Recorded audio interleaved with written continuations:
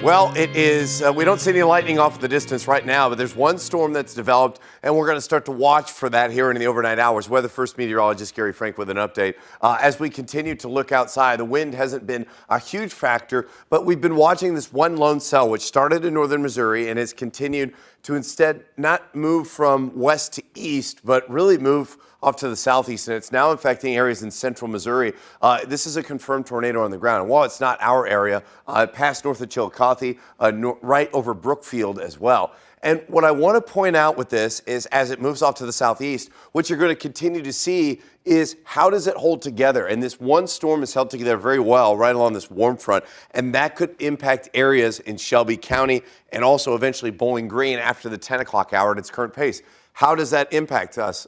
We'll see how this goes. This could spawn more thunderstorms along this warm front, which we continue to see this run along. And you'll see that here over the last few hours. It's actually really it shows up very well along this warm front, right? And that's the reason for the continued development. And as it works its way into Bowling Green and areas in Illinois, that's why I think we're going to see that possibility for development. So how does that set up for us? I want to show you the big picture because this storm, as we look at a different satellite product, the visible satellite and infrared right now, and this really shows how big these storms are. And this is earlier this morning, and you'll notice how we didn't really get that much rain in St. Louis, but north of this, watch how this is trending a little further south.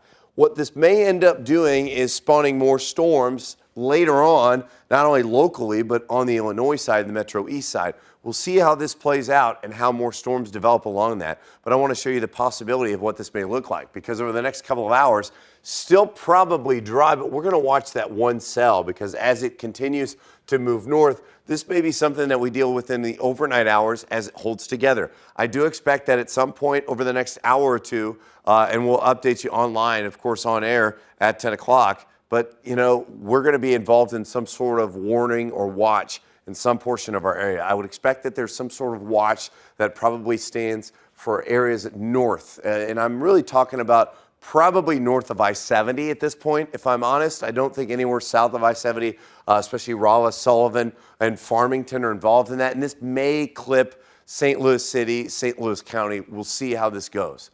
But I do expect that overnight, the severe threat is increasing for some. Large hail and wind with a tornado threat, as I just mentioned, but it's mainly north at the Metro East after 11 o'clock. So we'll see how this plays out. I think tomorrow we'll see a better opportunity as this front remains around for storms on the Illinois side as we reach the mid-80s. Even in St. Clair County, even in the Metro East, I think that we'll see temps in the mid-80s with another opportunity for storms. And as we look at that, storms tonight, and then as we go into the afternoon tomorrow, I think that more storms may develop based on what happens the early morning hours. We may see additional development, but I think what we're really going to see is the second half of that, maybe more widespread rain on Monday, a couple of different rounds, and then isolated showers throughout the rest of the week. And then over the next few days, temperatures mid-80s, close to 90 degrees. If it doesn't rain, we'll get well into the 90s.